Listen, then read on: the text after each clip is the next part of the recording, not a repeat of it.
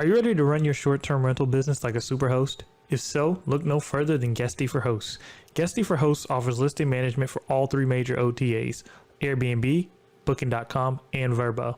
With Guesty for Hosts, you can create a branded direct booking website in minutes. I've been able to hit 61% direct bookings in my business and automate daily tasks such as communication with cleaners and communication with guests.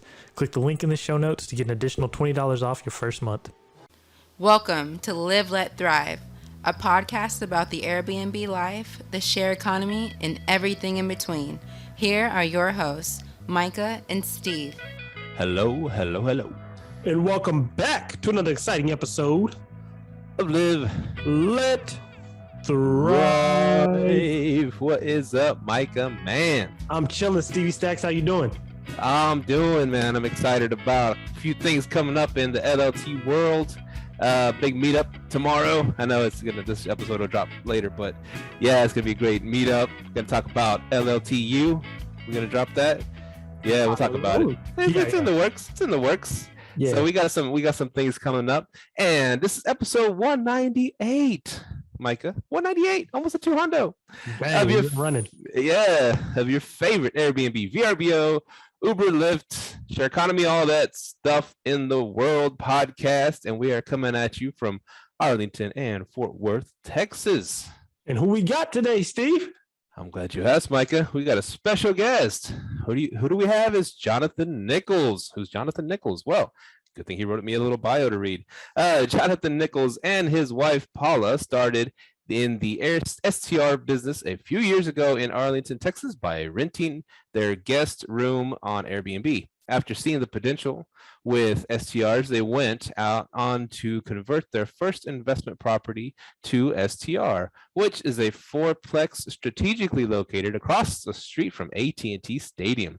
Today, Jonathan has added additional properties personally owned to their STR portfolio and also done some work in rental arbitrage. However, their most exciting project is an 8-unit complex that they syndicated last year with their multifamily syndication company, NpgYJI Capital, APOGEE Capital, and then converted to an STR property. Exciting stuff. Welcome, Jonathan, to the show.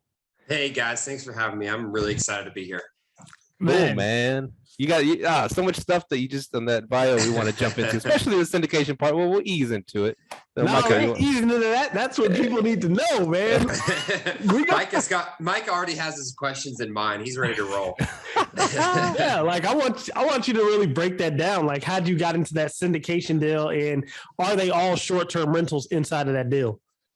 Yeah, that's a great question. So in this particular deal, yes, all 8 units are syndication, and basically, like Steven was reading, our first rental property, a 4-unit fourplex that my wife and I own, we converted all the units to Airbnb, and we realized the potential of doing that in a multifamily property in the same way that you have economies of scale with multifamily in long-term rentals. You also have economies of scale in short-term rental. You have much easier cleanings for your cleaners. You can keep all your supplies right there. It's really simple when you have multiple properties there together. And so we begin thinking like, hey, what if we just did a small multifamily, like a legit commercial multifamily property, and basically syndicated it together, and then did short-term rental with all of it. And just to give a little bit of color to the story, so we have 2 different businesses in real estate. One is, of course, short-term rentals, but then the other one is we do multifamily syndications. For anyone in the audience that doesn't know what that is, basically it's large multifamily properties, typically a lot more than 8 units. We'll pool investors together to purchase those properties and then do some kind of value add business plan to increase the value on those, with an exit strategy, usually 4 or 5 years down the road, to return capital plus profit to investors. And so that's our other business that we do. So I thought like, hey, what about this idea of marrying the 2 together and using our skills of syndication, but then, the cash flow abilities of short-term rental to do a project. And so I had a broker bring me this deal in Arlington, and he said, "Hey, I think it's probably like smaller than what you're going to want to be interested in, but would you be interested?" And when I looked at the map, I realized it's like 2 blocks from our other properties. So I said, "Yeah, absolutely." And happy to go in as much detail as you want, but I mean, the rest is history. Break that deal down. Like, what was your purchase price? What did you guys have to put into it, like rehab it? And then what's your exit strategy on that? Yeah, that's a great question. And while I go through it, I'll talk about some of the challenges too, because it's a very niche acquisition and business plan that, we kind of had to figure out, like I said, bringing both of these worlds together. So I already mentioned it was brought to us from a broker. Typically in multifamily, most properties trade through brokers. They are kind of the gatekeepers, if you will, of multifamily sales. And so your relationships with them in large part determine how good of deals you can find in that world. So this broker, who I've been friends with for a while, brought the property to us, and it's in the entertainment district in Arlington, for anyone that's familiar with that area. And basically it was, I don't want to say run in the ground because it was 100% occupied, but definitely in need of a lot of TLC. And so we put together a business plan, like you mentioned, for CapEx and such, and said, "Hey, we're going to buy the property. We're going to evacuate all the units." Basically it was mostly month-to-month leases. So, basically just terminate the leases, completely renovate the whole building, and then, turn it into short-term rentals, just like what we did with our fourplex, except twice as big. And so, I mean, the first challenge that we had was getting partners on board who wanted to, put money into this kind of project. And so we're pretty fortunate that, in the multifamily world, it's very common to have multiple partners provide an equity on a project. And so, we had partners that, we could go to and pretty readily find the capital that we needed to close on the property. The purchase price was $726,000, which you kind of wonder where that number comes from. I always add another 1 or 2,000 on my purchase price. So if I come up with 725, I'm going to throw another 1,000 because I don't want to get beat out by someone that's putting the same price in. So anyway, so purchase price was 726,000, which is like 92 a unit, which is pretty cheap for Arlington multifamily, quite honestly. But it needed about 4 or 5K per unit of rehab, varying just depending on the units. We painted all of them. Some of them we did some floor work, had to replace heater, air conditioners. Fortunately, the major systems of the building, like the roof and the windows and stuff, are pretty good. We resurfaced the whole parking lot. So total CapEx was something like 80K for the whole property, which is, significant for a property of that size. And so one challenge was getting the money to be able to close on the property. The second and probably biggest challenge was finding the debt for the property. So multifamily debt is a little bit different than your normal residential. If we walk into a mortgage broker for a residential property, if you're going for a personal loan, they will almost give you a loan plus probably more than what they should. I mean, they will very readily say, "Hey, you deserve a nice house. We'll give you a big loan, pat you on the back, do whatever they have to do to get across the finish line." It's a pretty simple process. If you're doing an investment property, it's pretty similar, except, you have to put a little bit higher down payment. With commercial, it's completely different. Commercial is all about trust. It's about track record. It's about your business plan, and it's about the property's potential. And so, we had to really clearly document what our business plan was with this property, our track record with our other multifamily properties, and then take that to a small local lender to be able to talk to them. And so we actually got into the project with one lender who I thought was a very strong candidate. It went before their committee and they approved the loan. And then 3 weeks before we were going to close, they actually called the loan off when it went through the second round of committee meeting. Basically, their reasoning is we're not comfortable with a short-term rental model. And so, we had obviously explained all this extremely well in our presentation. That's what it's centered around. But, we had to pivot and find another lender. And fortunately, we were able to do that. And we found another lender. who was willing to give us the loan on the project plus funds for some of the CapEx. We got the appraisal, which was extremely difficult to do in 3 weeks. And we closed about 15 minutes before close of business on our last day to close. So, you know, it's kind of a slide into home base kind of moment. But, you know, that's all that to say that like there are challenges with approaching a project like this. But those are some things that, you know, listeners might want to think about if they're considering it. Man, I got so many questions on that. You first off, where did your appraisal come in at when you bought it at 726? Came in at 726. Okay. And then, so you know, multifamily, I mean, with commercial, it's going to be income based. And if it is not uncommon if you have a really good property to get an appraisal that's a little bit above what you're paying for. And obviously that's a good thing. When you have properties that are more run down, if they're coming in, like say just a hair below, I think, I don't know this, I'm not an appraiser, but I think they kind of just bump it to the purchase price and let you have it as long as it's not crazy, especially if they see a lot of potential in the property. But yeah, it came in right at purchase price. okay. And then how much did you guys have to put down? 10%, 20%? How did that lender work with you? 25%, which is that's pretty common for your standard bank loan on a commercial project. You know, sometimes you may put as low as say 20 and you may put as much as 30 or even 35. But for us, it was 25%. Okay. And then now your down payment that was syndicated, correct? Correct. It was us and a few other partners. So technically it's not, and this may be going in a little bit in the weeds, but technically it's not considered a syndication. It's technically considered a JV project because it was just a few partners. We're all active members of the property. Whereas a syndication, you'll have two different sides. You'll have a general partner side that's active and then a limited partner where all they do is provide equity. So technically all members are active members on this project. So it's actually a JV project if anyone's like super in the weeds on multifamily, but yes, the point being that, you know, there's multiple sources of equity for the project. Okay. And then how did you structure that, right? So you telling this lender, hey, we're going to short-term rent all these things. I know they're like, whoa, hold on, what's that? You know, now how did you like structure it in a way where we're leasing this to another company and they're going to pay us money and then that company's going to run the Airbnb business, or how did you structure that? You know, that's a good question. You know, my thing in real estate is I always, especially with the vendors I'm working with, I always want to be as transparent as possible. And we told them, I said, hey, we're going to short-term rental this. And if you're not interested, I understand. But this is what it looks like. And here is an example of a 4-unit property that we've done this on.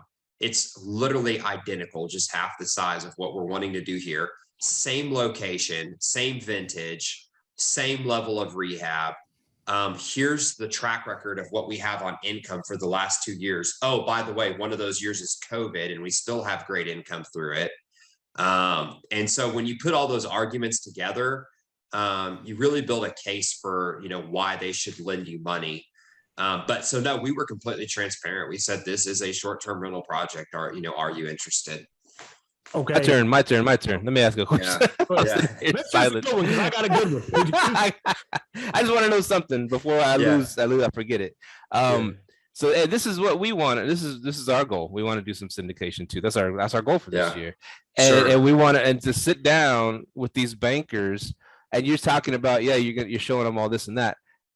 Okay, how are you showing them this? I want to know, like, what are you coming in with, binders, or what are you coming in with your laptops? I mean, I just want to know what are some tricks of the trade so we don't look, cheesy, like we don't know what we're doing. So you passing everybody out like a binder? This is, our profits from each STR that we do currently in Arlington, or how do you show them? How do you show them? It's a really great question. So, I mean, there's probably multiple ways you could do it. The way we did it was my wife and I, we put together basically just a PowerPoint presentation, and you want to give enough information to make the lender comfortable. You don't want to overshare, right? So you want to build your case, but you don't need to put in more than what you need. So things that would have been contained in this folder, hey, we bought this fourplex 4 years ago because it was our primary target, because it was the most similar property that we had to the 8 unit. We could show them a single family house or something, but they're not going to be as interested in that. So we showed them, hey, this was our purchase price. This is the rehab that we did. And we had actually just refinanced that property, which meant that we had a second appraisal, 2-3 years down the road. So we said, hey, this was the value at the time of purchase. This is the value 2.5 years later. A lot of this value came from CapEx, and, so we think that we're going to see a very similar story here on this 8 unit property.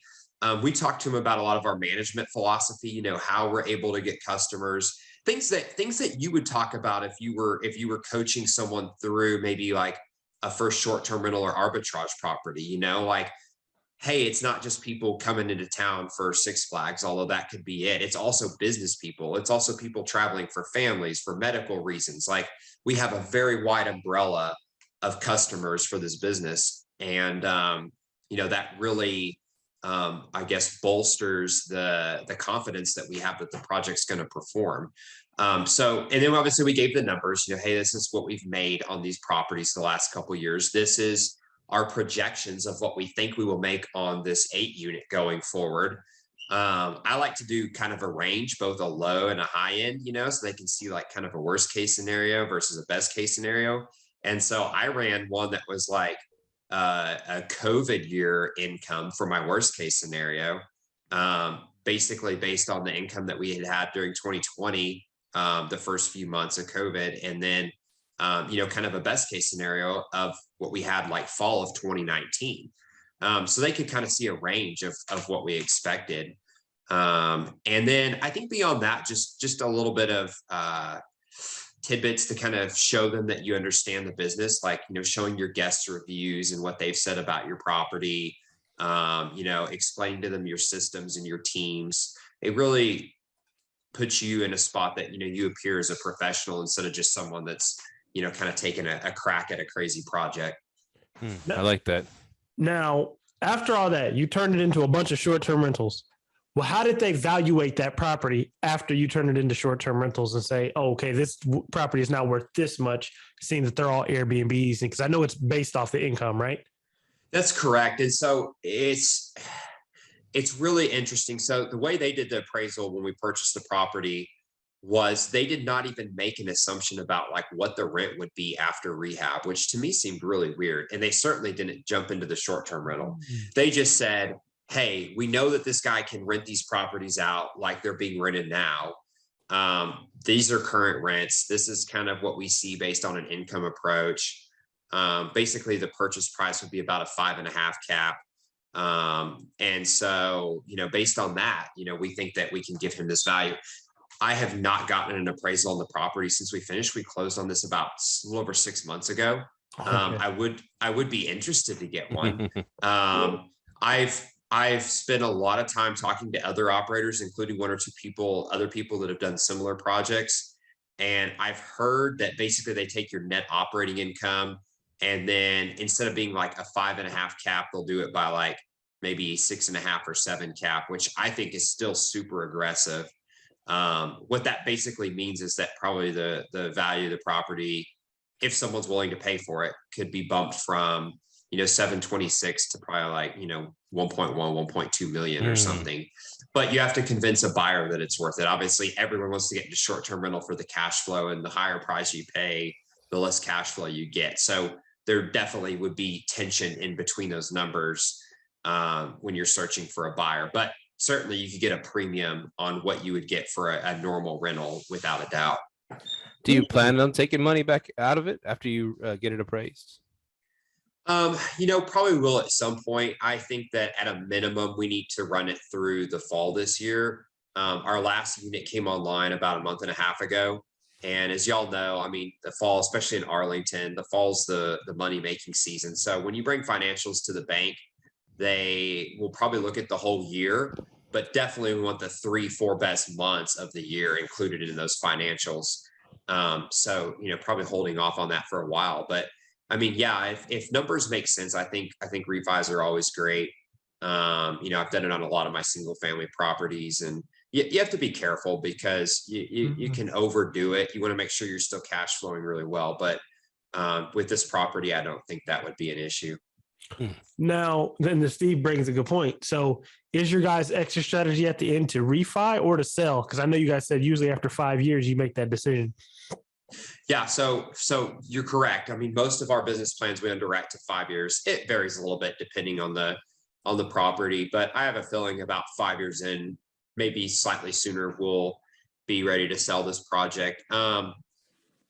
We could refi, say, a year in. That's one of the beautiful things about bank loans is that they're relatively being the key word, inexpensive compared to like agency loans and other types of commercial lending. And so doing a refi, there's no prepayment penalty. There's no, kind of real gotchas as far as a financial standpoint. You pay maybe, I don't know, half a point or a point or something on the property, and then you have your refi done. So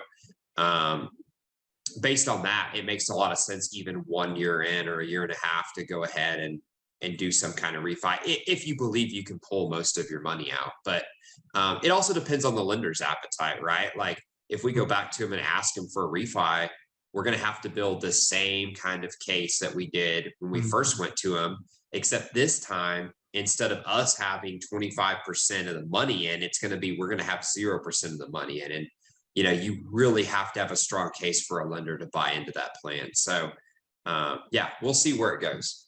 Okay. And I'm sorry, I'm hammering you, man, because this stuff just fascinates me. Anything with BRRRR and syndications, I love it.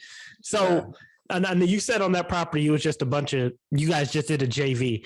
How many partners does it take to make a JV to where it's this many partners? So now it needs to be a syndication. Yeah. So the rule is if it's a JV, everyone is an active partner, meaning that they have voting rights. They can make decisions about the property. Now, I have an LLC that's a management company for short-term rentals that runs our arbitrage properties and all that. So officially in our operating agreement, that LLC is the property manager of the company. And so the day-to-day decisions and stuff for short-term rental are made by that company, no questions asked. But in terms of overall project and performance, technically every partner has a say.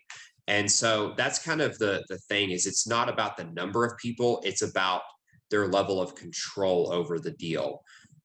With this particular project, all the people and are, very close friends and investors in the project that we know well. They're very sophisticated. They understand what we're doing. And so, I'm not worried about someone, giving input that is, not appropriate or something like that. Whereas in a syndication, your investors are required to understand what they're investing in, understand the deal, but they don't have to have an understanding to the level of being able to control a deal. And that's when you branch off and have a syndication with general partners and limited partners. And the advantage to that is that, you as an active member on the syndication team know that you have the control you need. The limited partners, they have limited liability. In addition to limited control, that's another thing that they, really like about it. And it's 100% passive, so, for people who they want to invest in real estate, but they don't want to do anything, it's an outstanding option. Man, it's a lot more. Oh, one other important thing, syndication, way more expensive and more difficult. Yeah. So how much does it cost to start a syndication? Overall, it really depends on your deal size and stuff, but let's put it this way. In a syndication, all your LPs have to review what's called a PPM or private placement memorandum. It's basically a 40-page document that your attorney drafts up that describes everything that could possibly go wrong with the deal. To get a PPM written is about $15,000 just by itself. So what that means, what that should translate to in your head is small property doesn't make sense to spend that kind of money. If you're buying a, $5, $8, $10+ million property, it makes a lot of sense to spend that kind of money, because it's a small percentage of your total costs that go into acquiring the property at that point. And you got to do one each time for each different property. Absolutely. Yeah, absolutely. Man. Separate LLC, separate operating agreement, separate PPM. It's a business is what you're forming, right? It's a legal business. And so, the people in the business, it just takes that kind of paperwork to be able to make it happen. Man, the share economy needs to figure that one out. Man, I'll go ahead, Steve. No, so do you think, for smaller properties, it's just better you and your partners just form an LLC and do it that way? Yeah, it is. And honestly, financially, it makes a lot of sense too, right? Like for this property, we had let's say $250,000 of equity going in, right? Between CapEx and down payment. And so you start thinking about, if you were to look at the cash flow and start thinking about breaking that down percentage wise, if you had 30 or 40 investors in that, they would basically be making no money. I mean, it would be very small, right? The piece of the pie would be so small. Whereas on a very large property, we have 30, 40 investors typically on a syndication deal. And each one of them, it's a small piece, but because the pie is so big, it still is, meaningful. Okay. Now let's go into the whole Airbnb side. So how do you guys because I know it's a joint, everyone has the say in the deal. How do you guys operate it? Do you operate it? Is someone other partner operates it? How are you guys running it?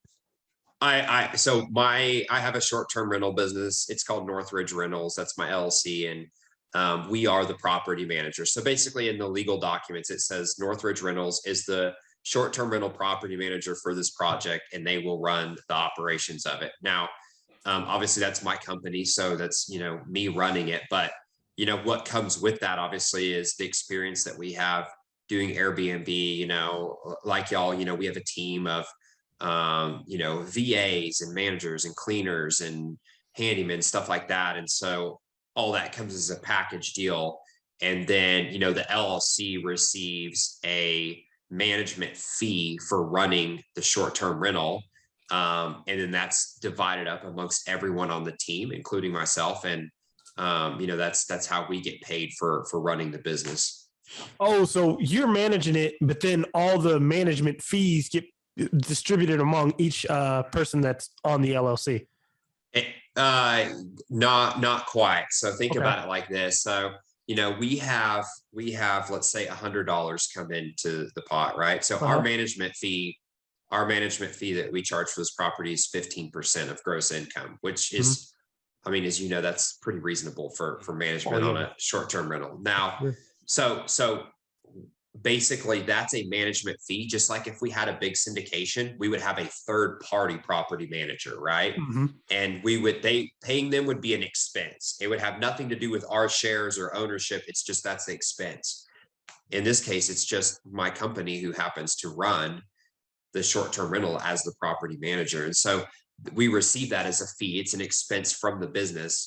But then within the deal, at the end of the day, with the cash flow and the splits and eventually profit from sale, that's split amongst all the partners based on our ownership percentages, if that makes sense. Gotcha. So basically they're paying you, but it comes from everyone. Yeah. They're paying that exactly. Exactly. That's correct. Yeah. So, go ahead.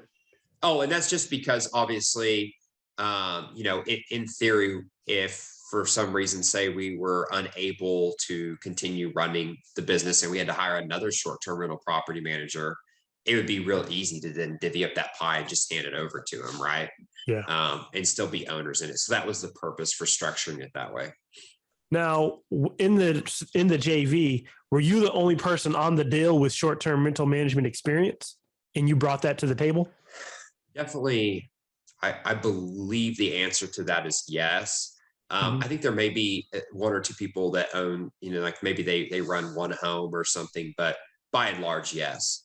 However, multiple people on the deal familiar with multifamily, everyone's an investor, sophisticated investor, either in multifamily or other residential properties. And everyone understands the short-term rental business very well, even if they don't run it day in, day out, at a high level. Gotcha. Man, this is fascinating, man. This is next level. I'm happy you're doing this, because this is why I think this is the future of it. Yeah. So let's walk it back a little. Okay, your origin story. You just went, and what year did you just decide to start renting a bedroom out of your house, and how did that go with your wife? Yeah, well, so it actually is the other way in our relationship. It's my wife trying to convince me. So oh wow, that's rare. Yeah, we got married about 4.5, almost 5 years ago, and bought, just an average modest house in Arlington, Texas. Where about, And by the way? Because I have a couple over there. okay, yeah. Do you know where? Man, what's the park called? See, now I'm drawing a blank on in North Randall Mill Park, by Randall Mill Park. Okay, in North yeah, I know Arlington. where that's at. Yep. And nice neighborhood, but just very, very average, I would say.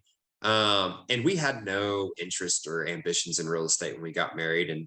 But shortly after we got married, my wife's like, "Hey, we need to get a hobby together." And I was like, what are we going to do for a hobby? I don't know. Let's go out and eat, or I don't know. But no. So one day I'm reading. I love to read. It's one of my hobbies. And I read the book Rich Dad, Poor Dad. And kind of the rest is history from there, right? I just started learning. And we realized that to buy our first property, because our original plan was just buy a single family rental and just rent it out, that we were going to need a pretty big down payment. And even though we had good jobs, it was going to take a long time to save for that. And so we said, what can we do to make extra income? And so we just basically got the idea from a family member, like, hey, what if you just like rent out a guest room on Airbnb? And like, it made great money, And so, I mean, it was not something we want to do forever, but we did it for a short time, got our down payment, and bought our fourplex, So, it's, you know how it is when you start out in real estate, you do what you have to be successful. And so we house hacked the fourplex so we could get a lower down payment. We actually moved there, and we renovated all the units while we lived there. And as soon as our year of living there was up, we immediately moved to another house and got out of there. And we did another big project that was basically a flip, but we live in our flip. This is it where I'm at right now. We did that during COVID. And then at that point's when by that time we were doing a lot of short-term rental. And, one thing in real estate is that there's a million different ways to make money in the business, but you have to decide what your niche is and just really focus hard, right? So for me, I like short-term rentals and I like multifamily. Like those are the two things I understand, I enjoy.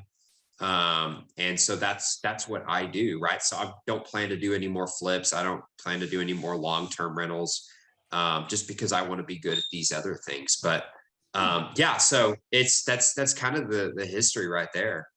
Now this is interesting because, I mean, luckily you bought a fourplex, because we know the history. We've talked about the history of Arlington before. First of all, you were where your first house was, where you were doing it out of your bedroom. Eventually, or out of a guest bedroom.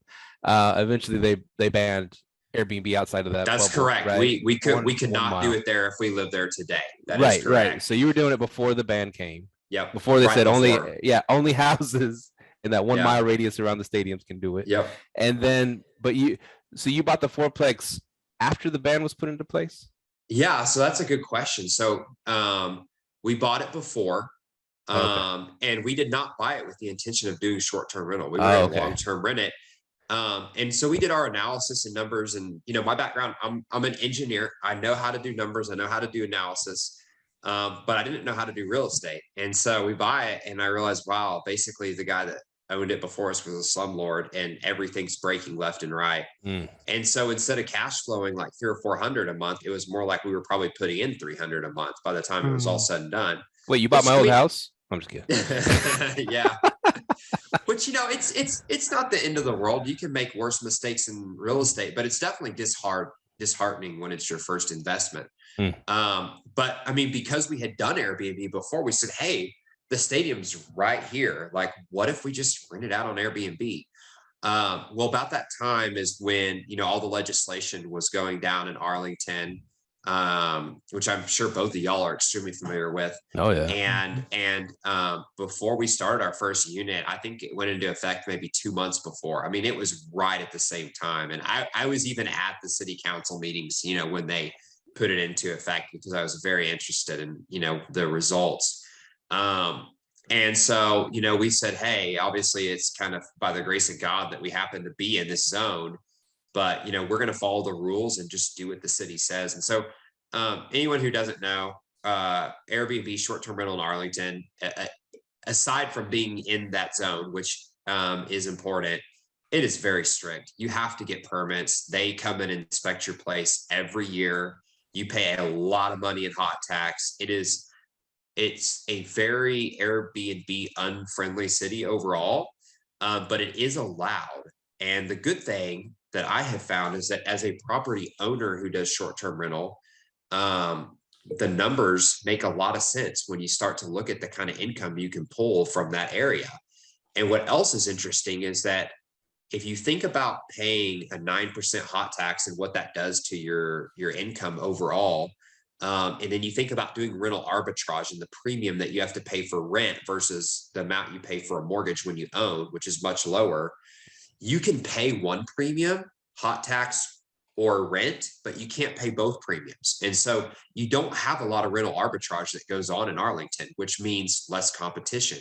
And so it's a pick your poison, right? Like for us, it's worked out really well because we follow the rules. We get along with the city really well. And we're known for being able to pass inspections and permits, pretty flawlessly. But it just depends on the person. The important thing is that anyone who's starting a new project is aware of what the rules are before they sign a lease or buy a property. And I'm sure everyone on your podcast knows that, but I see people on forums all the time who, they'll go, buy a property with an HOA, and then 3 days after they close, they're like, hey, by the way, no short-term rentals. Now, you got your hands in a lot of pots. You said you do ownership, you've done a little bit of arbitrage, and you do management. Now, which one do you like the most out of all those? Okay, so first of all, I only do management for properties I own. So I'm not out trying to find other property. That's just not my thing. I do it because I like to have control over my properties. I like to run them the way I want to run them. I'm not under any illusion that, I'm necessarily like the best management company in the world or anything like that. I think we do a great job. And I like doing it on our properties, but we don't do that as a business. Because I know probably some of your listeners do. In terms of short-term rental, the reason I do two things, multifamily and short-term rental, is because of this. Short-term rental has incredible cash flow capabilities, but I would say, in my opinion, limited wealth building capabilities compared to other types of real estate, particularly if you only do arbitrage, right? When you own a property, it greatly increases your ability to build wealth because you have debt pay down, you have appreciation, you have tax benefits, et cetera, et cetera. When you have commercial property, it's that times like 5. Your tax benefits are much higher. You can force appreciation based on the way commercial properties are valued. And so, you have tremendous wealth creating capability, but in markets like we see today, not necessarily a lot of cash flow. And so I think the two complement each other incredibly well, because for us, we have our short-term rental properties that provide us cash flow that I replace my income from my W-2 with. And then we have multifamily, which long-term builds wealth, even though you don't necessarily see it right off the bat, if that makes sense. Perfect sense. So how is this 8 unit setup? Is it a long line of 8 properties together, or is it like a little apartment complex? It's 2 buildings. It's a 6-unit building that's just like a big rectangle, 2 stories, 3 units top, 3 units bottom. They're all 2-1s, and then it has a duplex off to the side that's 2 1-1 units. So it's a very interesting layout, to say the least. But I think we've really turned it around well. I'll have to show y'all pictures sometime of it. Yeah. Before and after. It's, at the end of the day, it's, it was like, I think, a late 60s build property. It's an older property. It's a C-class property. It still is, it's not a luxury short-term rental. But, for someone who, they're coming to Arlington, they want to take their kids to an event or whatever, and they're like, man, I can pay, I don't know, $120 a night for a hotel, providing it's not like a football night, $129 a night for a hotel for a little room, no kitchen. I have 3 kids. We're all crammed in here. Or I can have a 2-bedroom apartment for basically the same price with a kitchen, multiple beds, hospitable hosts that I can support their local business. It's not a fit for everyone, but for some people, it's a great fit. Now, have you gotten kind of creative with that? Since you got all these 2-1s, have you ever listed multiple under one listing, like maybe rented out as a huge, family reunion? I don't know, something like that, or no? No, so probably this is where the line is drawn between your experience as a short-term rental host and mine. But what we've not done that, at least intentionally. I have had people who they realize that we have multiple units in a building. I think it's happened more at our fourplex just because we have a longer history with it. And so I've had people who say like, hey, we have family coming, we want to rent, 2 units, 3 units, or even I think one time all 4 units got rented by, one family for, a 3 or 4 day stay. And it was 4 separate reservations, it wasn't any sort of, fancy reservation jujitsu or anything, but, I don't know how y'all do it, but, yeah, we've had a lot of repeat customers too, so that's always fun. And so, yeah, absolutely. Oh, so I also have another question. I just thought about this. So like Arlington has to come and inspect these places, right? Because I know, correct. Yeah, if you throw a listing up, Arlington's all over it. If you're not registered. Yeah. So are you paying that hot tax $500 for every single unit over there? Yep. So it is a per unit pay. So for anyone that doesn't like math, if you have 8 units and you have 500 a unit, it's $4,000 per year just for permitting fees for the property, plus 9% of your gross income. I mean, it is a killer tax. It's, to my knowledge, the highest in the state of Texas. I think even Plano's like 7%. I'm sorry, like no one's tax should be higher than Plano, but yeah, it is extremely high, and financially burdensome. But the advantage is these properties are walking distance from AT&T Stadium. And so let me tell you, 2 weekends of football, you make those permit fees up pretty easy, So yeah, you really have to look at it, through that lens. And the probably the bigger challenge is just, on older properties, just having everything up to code. They have a very long list. They are detailed oriented. But I know what to look for, right? So I walk through and do an inspection before they do. And because of that, we have a good rapport with the city. We have several properties now that we've taken from, basically a dump and turned them around to something that looks nice. We don't have crazy tenants that are doing crazy things that tenants do. They're well maintained. And so I think the city's really appreciative of that. And I'm sure they're also very appreciative of the money that they get every month. So how high you got your prices for WrestleMania? WrestleMania? When is WrestleMania? See, so that's the thing. I have a manager who kind of looks at all the events and stuff. So I mean, I know when a lot of them are going on, but like I'm not even sure when WrestleMania is, to be honest with you. I will tell you right now, April 2nd and 3rd. Actually, it's like a four days of WrestleMania. So yeah. Oh yeah. We should have way jacked up. So I know that we're fully booked. I don't know what the price is, but we've played around a little bit with some of the pricing software. I don't have that all the way figured out where I want it. I'm a very hands-on person when it comes to the pricing. So yeah, we look up the schedule on events and bring the prices up based on, kind of historically what we see, and then adjust them as we start to get reservations. When you have a bunch of units right there together, you get 2 real fast and you need to raise the prices on the others immediately. So and vice versa. So but yeah, you brought up a good point with the tax, right? You said Plano only pays 7%.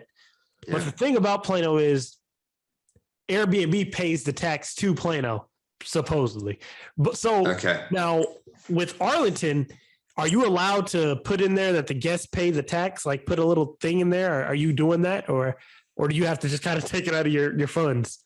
You have to take it out of your funds. So when they were doing legislation, so, I was a nobody in short-term rental when they were passing all this legislation, but I did spend a lot of time talking to people in the city. And, one thing I encouraged them to do was develop a relationship with Airbnb to be able to do that, really for 2 reasons. 1, ease of use for the hosts. And 2, ensure that they're getting all the money. Like if Airbnb does it, like they're going to get 100% of the tax. Let me tell you, Arlington's strict, but there's still rogue hosts out there that are, not paying fees and stuff. And so, there's, definitely definitely reasons I would like to see that happen. And so, yeah, I contacted them and they basically said, we don't want to go through that hassle. We're not interested in having a relationship with Airbnb. And so instead they developed an extremely cumbersome and, probably man-hour heavy system that I have no clue how many people it takes to run, but you just live with it. Man, A bit stubborn. It's funny going to those city hall meetings. We were there too. We probably saw you. We were sitting on the blue shirts side. I didn't have my blue shirt today, but you weren't one of the people with the love the neighborhoods or whatever. The red shirt. I heard some things from. I mean, like, I totally respect everyone's opinion, and especially in their neighborhood and stuff. So don't misunderstand what I'm about to say, but. I heard some stuff that night I will never forget from that side of the crowd. We're like, what? Just caricatures of the business that, shouldn't even be stated. But we heard some straight up racist stuff too. Me and Myka were like, damn. Yeah, it was some bringing in all different kinds of people to our neighborhood, all different types of. I was like, whoa. Yeah, anyways, I think it was very poorly represented, but that's my humble opinion. But you realize how much power elderly people have over our cities, because they're the only ones that go to these meetings. They know all the people by first name, right? All the council people by first name. Are you wanting to hop into the short-term rental space but just don't know where to get started? Join our Live Let Thrive Facebook group to network with other like-minded investors. We have property managers, lenders, and other experienced hosts to learn from. Click the link below to join. I'll see you there. And that's definitely very, very true. And I mean, who pays the most property tax of residential properties, right? I mean, they do. And so, the city has a vested interest both from a relationship standpoint and a financial standpoint to appease them. But I'm grateful Arlington made a carve out for a way that short-term rental can come to our business.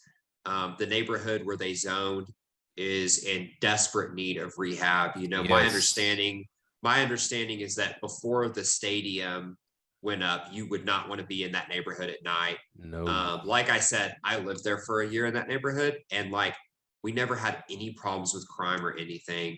But a lot of the buildings are very dilapidated, and there's nothing wrong with, having lower rent properties or anything like that. But my opinion is that, at least what I expect of my tenants, both in my residential and commercial properties, is that all tenants, regardless of any income level or whatever, have to be respectful of the property. And so, there's a lot of just abusive tenants that, tear down stuff there. And so it's a neighborhood that needs to be cleaned up. And when you look at the aggressive purchase prices that we're seeing in the market now, it takes a business model like short-term rental to justify the kind of expense, to properly rehab those properties. And so from that standpoint, I am grateful to the city for, thinking that out and providing that avenue, not only for us as business owners, but also just for the benefit of the city. Mm-hmm. Yeah, they did see that part, how we go in there and like you said, rehab the houses, make them beautiful, keep them top notch, keep the yards perfect and everything, right? Because we have to. We're not gonna can't have people staying in a ghetto place. So absolutely. But I wish it was, I wish the bubble was a little bigger. I have a house 1.5 miles away from the stadiums, so I'm just right outside the bubble.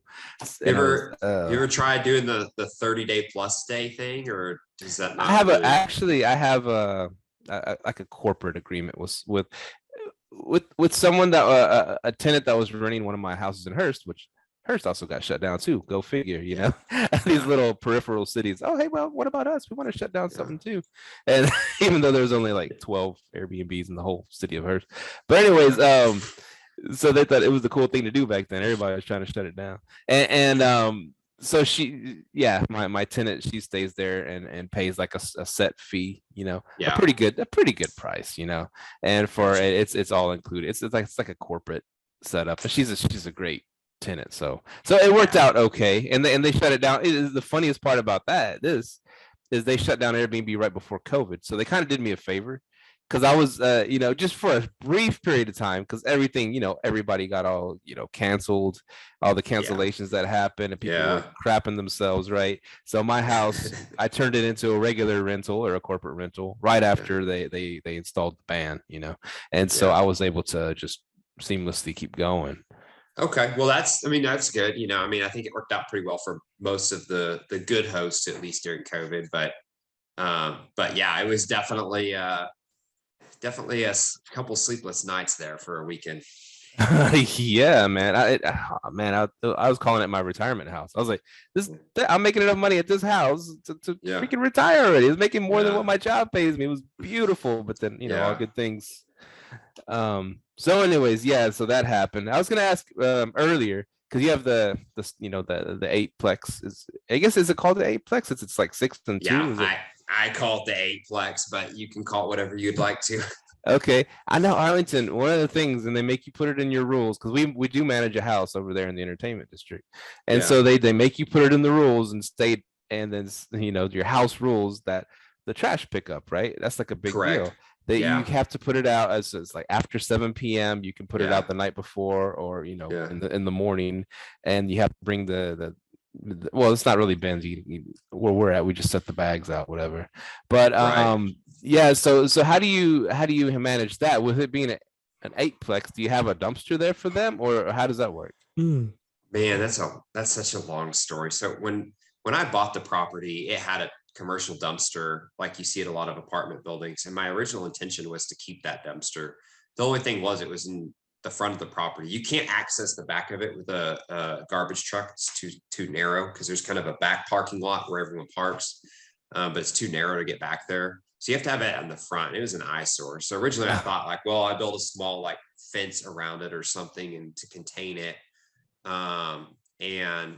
But long story short, it wound up getting removed right after we closed on the property, long before we started rehab or anything. We still had long-term tenants there. And basically, even though it is a commercial property, anything 5 units or more is a commercial property, it's commercial loan, has commercial laws applied to it. The water and trash of Arlington has it as a residential property. And so what that means is that you have to have a permit to have a commercial dumpster on the property. And so it got taken from us. And I was going to apply to get the permit, but I was like, man, I like the building so much better without this hideous thing in front of it. So how can I do trash without that? And so, we do at our 4-plexes, each person has the recycle bins. And so we put our bags of trash in those, and then just basically so that animals don't get on them, and just pull them out when it's time to take the trash out. And so, I pay our cleaners additional money on those nights before trash to basically take care of that at all the properties we have in that area. It's not a perfect system, but it's, reasonably works, I guess. Okay. I ask everybody that has, Airbnb houses or even, small like 4-plexes or whatever. I ask them how they deal with their trash, because it is a big deal. Yeah. I mean, that doesn't have a perfect answer yet. So I selfishly ask because I'm coming up with a perfect answer for that. To be continued, Yeah, I'll get in touch with you. It's harder with one house because you don't necessarily have someone on site there every day, and so for me, there's someone cleaning multiple units every day in Arlington. So, that person can go do all the trash. So it may be a little bit easier for me. I mean, I guess my best guess with a house would be tell the guest to throw it in a bag out in the front. I don't know, the night before, but or pay a neighbor kid to take care of it for you, kind of thing, Yeah, there's no perfect answer. There's so many people that have different ways to do it, but there's no, not yet. Don't worry. To be continued. How much do you charge if I bring you a deal for you to analyze it and things of that nature? Oh, to charge for just like analyzing like a multifamily deal? Yeah. I'll for you, I'll analyze it for free. How does that sound? That's nice. Thanks, man. I'll do a free one for you. Go ahead. Oh, I was gonna say, no, that's actually kind of what I focus on in multifamily. We raise money and we've done pretty well at it, but I do a lot of acquisition stuff. So, the analyzing, talking to the brokers, going to tour properties, that's kind of my niche in the multifamily world. So if we were to bring you one and we wanted to bring you in as a partner, we could do that. And you. Oh yeah. I'm always looking for new deals, so, basically see, the listeners may get a little bit disoriented just because obviously we're talking a lot about short-term rentals because that's what this podcast is about. But for me, like my work week, I probably spend, maybe 25% of my time doing short-term rental activities, and I probably spend 75 doing multifamily. Like that's where I focus a lot of my time. And so, yeah, I underwrite tons of deals. And I mean, I've underwritten a lot for looking at maybe future short-term rental, but most of them are just normal long-term rental properties. And so we look for properties all over Texas and Oklahoma. So sometimes I have to travel and go look at them and stuff like that. But it's hyper competitive. It's tough to find deals right now. So it takes a lot of time just to land one. But the reward's a lot higher eventually when you do find one. So you analyze for other people, or you're always looking for yourself and your team and your partners? I analyze for myself. I have friends like Myka who, they like I said, I have an engineering background, right? So I mean, numbers is kind of my thing. But I have friends who they'll toss me something and just be like, does this make sense or whatever, pretty regularly. But no, I'm looking for deals for me, to put together. And so far you have the 4-plex and the 8-plex. So we have those as far as kind of like our smaller short-term rental properties, but we actually did 2 big syndication projects last year. So these are normal long-term rentals. We have a third-party property manager. So one of them is a 100-unit property in Tulsa, Oklahoma. Nice. So that's me and a group of like a few other GPs, general partners that actively manage that deal. So I'm one partner of a few. So we helped raise money. I did a lot of the due diligence, the walkthroughs on the property, helped build the CapEx budget. And then of course pulled in investors and this is a true syndication. So invest passively on that deal. And then we also have a property that we closed on in November last year. It's 75 units in College Station. And I was the lead general partner on that deal. So I found the deal, pulled in a couple of people to help, raise money and for experience. And that's also a normal, long-term rental. So both of those, we have third-party property managers that they run the property full time. So my role is more of what's called asset management, which means, ensuring that the property manager is doing the activities both to keep the property running day to day and to execute on our long-term business plan. And so there's a lot of stuff involved with that, but like that's those activities, looking for new deals and running our current deals is really where most of my time goes, which is why I pay, managers and co-hosts and stuff to help me on the short-term stuff, at least as much as I can. So now the 100 unit and the 75 unit, no STRs in either one? No STRs in either one. And why is that? There's a lot of reasons. So oftentimes on big multifamily, your lender will not allow you to STR. And, there's people who I know, like, they're like, oh, I'm going to corporate lease it. And then, I happen to be the owner of the corporate lease and stuff. I just don't go into that. Really, with big commercial lenders, you don't want to get on their bad side. There are consequences. And so, and also it would probably create a lot of tension with our property managers. They get paid by the gross income that they pull in on the property. So obviously if you give them 100 unit, they want to manage 100 units. So I'm not saying I'll never do that in the future. But there are challenges with it. Also, one of my personal short-term rental philosophy is I like everything to be within like 30 minutes driving in my house. So obviously if you're the perfect short-term rental operator, you never go to your properties and everyone takes care of everything. And we do a pretty decent job at that, but sometimes I have to go to properties. And so I'm not really interested in doing short-term rental in Austin or Oklahoma or wherever, just because there's other people doing it there and I do it here in my neighborhood, obviously that's just my personal, how I do things, but so it kind of goes against my personal short-term rental philosophy too. But there are opportunities to do that. I have had multifamily operators talk to me about it, ask me questions about it, because either they want to do it or, they ask me if I want to do it. And so, yeah, there's definitely opportunities there. I like that way of thinking, though. You know what you want and how, and it works for you because, you have 100 units up in Oklahoma. But you said something that was very just right then. You said there are other people in the multifamily space trying to dive into the short-term rental space, right? Yeah, absolutely. People see the money in it and stuff. And I mean, part of it's good. I'm interested to see where the short-term rental space goes because of it, because if you get people who they're not familiar with the business, I mean, this as well as anyone, they wind up kind of ruining for everyone because they don't take care of stuff well. And that really concerns me. I always caution people with their lenders, with their property managers, agency loans, you cannot have short-term rental in your building and they will come after you if they figure out. So you have to be very careful. And like I said, getting on the bad side of a commercial lender is not something you want to do. They are in a way a partner on the deal, and so you have to abide by the rules that you've agreed to with them. But beyond that, just, issues of property management and stuff, I've toured properties where now brokers of multifamily even will add, they'll be like, there is a value add play, and they will put numbers on their offering memorandum, which is basically their sales flyer, to say, hey, if you did short-term rental here, you can make X dollars more and it would increase the value of the property this much. And while there's a level of truth to it, they're definitely not seeing the whole story, right? Like some of them are properties where like short-term rental is just probably not viable because of the neighborhood or something like that. It's just there's a lot of inexperienced people that are jumping into it, and I try to help people where I can. I don't want people to get bit or anything, especially friends that I have in multifamily, but it's interesting to say the least.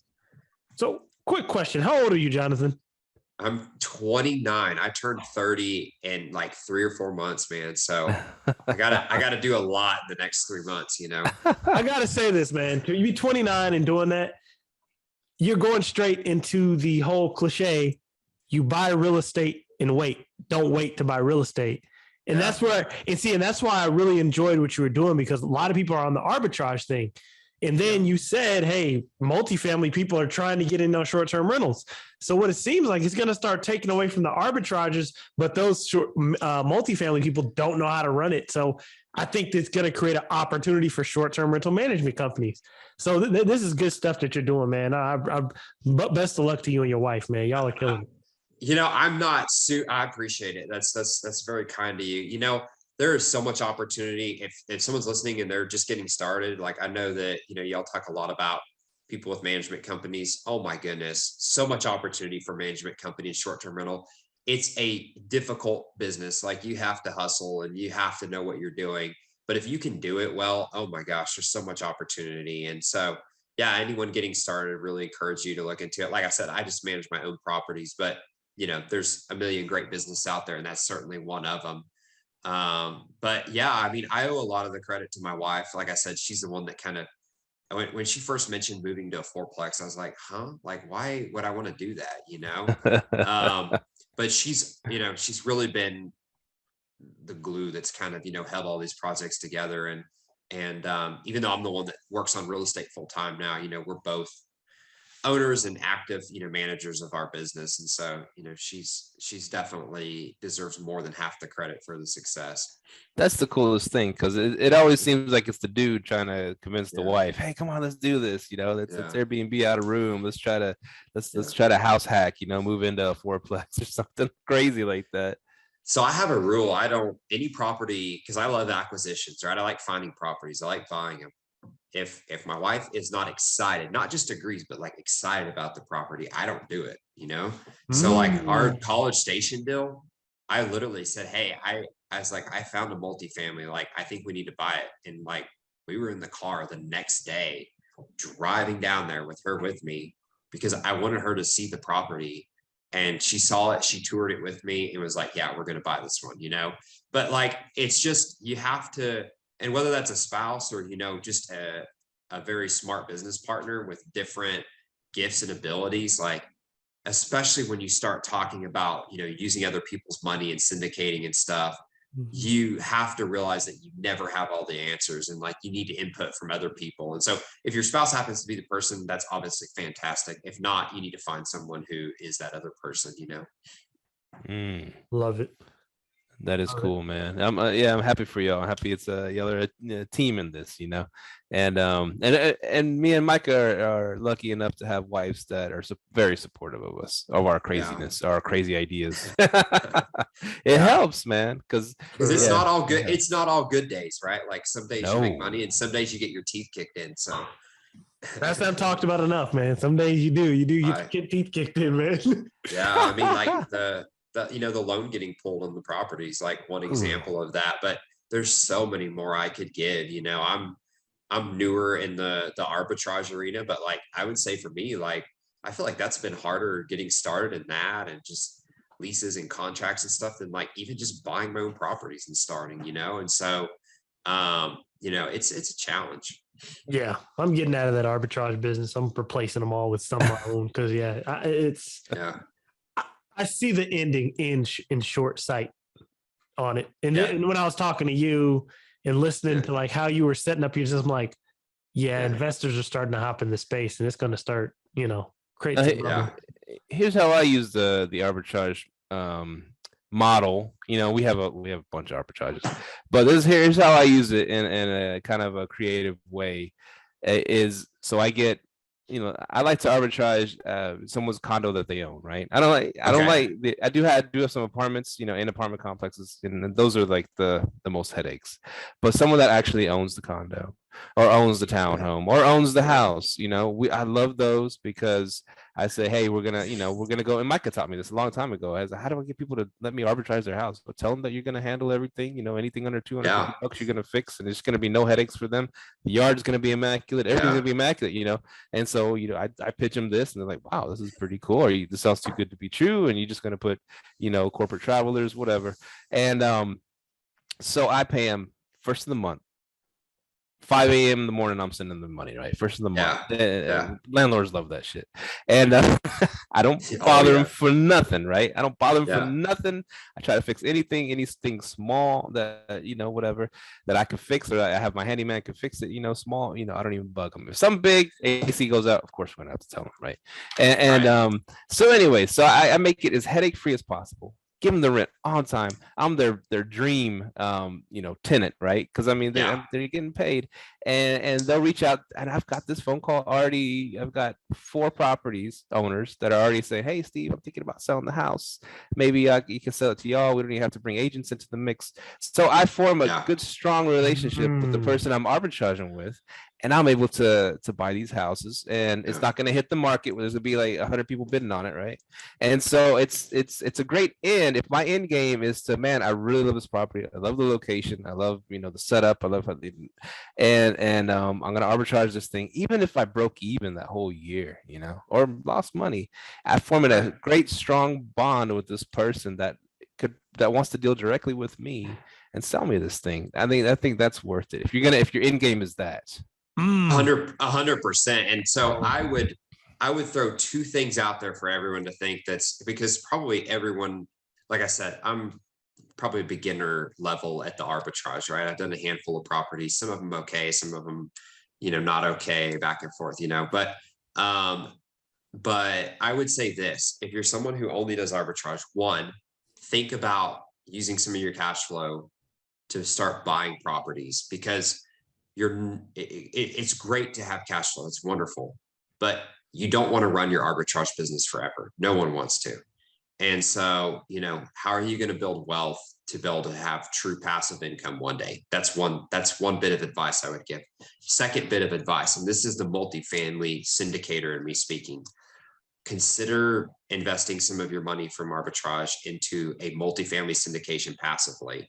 1, you're putting the money to work without having to do anything. And 2, one of the big advantages that some of your listeners may not be aware of in the commercial real estate world is the tax advantages. So when you buy a residential house, basically over 30 years, the IRS assumes that because your house is being used for business purpose, it goes from a value that you purchased it at to a value of $0 over 30 years. So each year you get to write off 1/30th of the value of the house, which is a paper loss. What that means is that, like, reality, your house has probably gone up in value, but the IRS says it's gone down in value 1/30th. That's a big advantage. In commercial, you get to actually accelerate many of the items on the property. And so instead of getting basically 1/30th, you get to deduct the property over a period, a large majority of the property, I should say, over a period of 5 years. So the write-off you get is substantially larger, but it gets even better than that. So there was a tax law that went into effect in 2017, and it ends at the end of this year, at the end of 2022. And it's what's we colloquially refer to it as bonus depreciation in multifamily. What that means is all 5 of those years of depreciation, which are compressed from 30, you now can write off in year 1. Wow. So what that means is that, like, if you put, say, $50,000 in a multifamily syndication, and it varies project to project, you can write off anywhere from probably like 50 to 80% of your investment as a tax deduction, which as someone who works in real estate full time, and you need to talk to your CPA and all that. Don't take my word. I'm not a CPA. Go talk to your CPA. But basically, you can take that off of your other passive income sources, or if you have a spouse that works as a W-2 in your full-time real estate, deduct it off their W-2. So basically, you say you put, $50,000 in the project, 80% is deducted. That means you have a $40,000 write-off. That's $40,000 you don't pay taxes on. So forget about whether you make 8% or 10% or 15% or whatever on your investment. You're not paying taxes on $40,000, like that's probably your biggest return on investment in that project. And so that's one thing that multifamily people are extremely aware of. They're very cognizant of, that a lot of people in short-term rental are not, but it could benefit them if they were aware of it. It is funny. I heard a good using the bigger pockets, I assume. Yeah, absolutely. Okay. You heard the episode a few weeks ago with the accountant of Rich Dad Poor Dad. Okay. He came on there. If you haven't heard it, go listen. I have not heard it, but I will listen to it. Mind-blowing stuff. He talks the same thing that you talk about, and a bunch of other creative stuff that they do. In other words, he said it's not that rich people don't pay taxes, it's they pay less taxes. And he talked about that bonus depreciation and taking all that depreciation out the first year, right? Yeah. And he goes, well, okay, you're taking it out the first year, that's fine. But then they'll bundle that tax savings or the that return with debt to go buy another property. And so they just keep doing that over and over. And that new property, they'll take all the depreciation out the first year, use all that money, bundle it with 80% debt, and buy another property. That's correct. And it's just like, that's why they don't pay as much tax as we do. That's right. And you see a lot of these syndication plans. The reason that a lot of them are written to 5-year business models or less is one, that's all it takes to add value to the property. Once you've added value, your kind of return on investment starts to, you're always going to be making money, but much less, a much lower rate than what you are before. That's one reason, probably the biggest. But then the other has to do with tax laws. I mean, your first 5 years, you get tremendous tax advantage. And after that, it's diminished substantially. So once you're 5 years into a project, you're probably better off exiting it from a tax perspective. Man, some high level stuff on this episode. Told you before the show, Steve. I'm like, this is the one I've been waiting on. Well, thank you for hopping on, man. This has been eye opening. I'm glad, and I hope a lot of our fans, got a lot from this, because a lot of our fans are doing the high level stuff now. So it is, we used to. Our early episodes, we talked about, what kind of sheets do you buy? What kind of pillows, Yeah. And now it's just we've moved past that. And a lot more people are doing Airbnb, short-term rentals, investing in real estate. And so something like this is very valuable for them, for us too. We'll be talking after the show, try to get the little syndication going on, maybe, you never know. Yeah, absolutely. And I got a management company. So maybe, we'll talk on that. Sounds good. And I handle your trash, situation. But anyways, thank you for hopping on. Where can people find you, man? Yeah, absolutely. So I'm very active on LinkedIn. My name is Jonathan Nichols. So you can definitely find me there. And then our multifamily company is called NpgYJI Capital. And so we have a website, NpgYJI, MFC, like multifamilycapital.com. On there, we have like a free ebook about passively investing in multifamily and a ton of other information. So, feel free to peruse that. And so between those two things, you can definitely get a hold of me and always happy to chat, no matter what you're interested in. So reach out What is anytime. Where does that name NpgYJI come from? Yeah, that's a great question. So like I said, my background is engineering, specifically aerospace engineering. And so in aerospace, one of the classes that you take is like where you have satellites orbiting bodies like, the moon or the earth or whatever, and planets orbiting, stuff like that. And so the apogee is when something's in orbit, it's like the furthest point that it can reach in the orbit. The reason that's important is like, if you have a spaceship, you want to see how far it can go in the orbit, you want to know, or like if you have a satellite and you're trying to see what kind of reach it has over the earth, you want to know what's the furthest point that it can reach in that orbit. But then the colloquial definition of apogee is like pinnacle or climax of something. And so I had this idea to name our company Apogee because it kind of marries my past career with what we're trying to do now, which is help people reach their financial potential. We have a lot of family and friends who they're very interested in real estate. They're very cognizant of the importance of investing, but they don't have the time or the experience to invest in real estate. And so that's really what our company is about, is helping people invest who otherwise may not be able to. That's powerful stuff, man. Like that. But yeah, man, Jonathan, thank you for giving us your time. We know you're a busy guy, man, and having you on, this has been a pleasure. We definitely gotta have you back on when that valuation comes through. Oh yeah, for sure. And you can come to the party too when I see it. So oh yeah. Definitely send us an invite. Yeah, absolutely. Well, hey, thanks for having me on, guys. I really had a great time chatting with both y'all. Yeah, you too, man. See you, man. Take care. All right. Bye. Dude, that was, I said that would be a powerful one. And it was, because he touched on a lot of things that I think that where the short-term rental space is going. And that was a really powerful episode. I enjoyed it, in how you said we no longer talk about sheets. And I thought about it the other day. We're in the business sustainability part of business now. How do you say sustainable? The sheets, the sheets are important, but man, we're past that. Go listen to another podcast for that beginner stuff. We're on sustainability, growing your business. No offense to the beginning. If you're a beginner, you can hop into LLT. Yeah, we're into that apogee now. We're about to leave orbit. You know what I'm saying? Yeah. To the moon. Yeah, LLT to the moon. We need to make that a crypto, but NFT. But no, man. Honestly, though, man, that what he talked about, I think that's where the space is going. You got I think 2 years ago, I said, man, if investors start hopping into short-term rentals and multifamily, man, that could be a headache for arbitragers. Now, people like, managers like you could take off like, hey, I'll manage it for you. You don't know what the hell you're doing anyway, So yeah. So this is a really good episode, man. That was a great episode. And I like how he explains everything so accessibly, people can understand it clearly, and they can get a lot from it. I never even thought of that. I've never thought of that in my life. Just putting some money into some syndication just for the tax benefits. I'm like, wow. I thought of it. Okay, we're just all sharing and buying it, sharing in the profits, and that's pretty much it. But then just you could put in 50 grand or whatever, or you can put in whatever it is, and then you get like a $40,000 write-off that you don't have to pay taxes on $40,000 of your profits that year. Yes, sir. That's just that's lovely. Anyways, so there you go. If you're like, man, I can't find a house, I can't find nothing to buy, everything's so competitive, throw it into a nice syndication deal and get you a nice fat you can get a nice fat return from that, a nice fat deduction, because that's how you do it. Owning is the end goal. Man, dude, we're about to light up our WhatsApp tonight, man, because that was such a good episode. I got a bunch of ideas from that.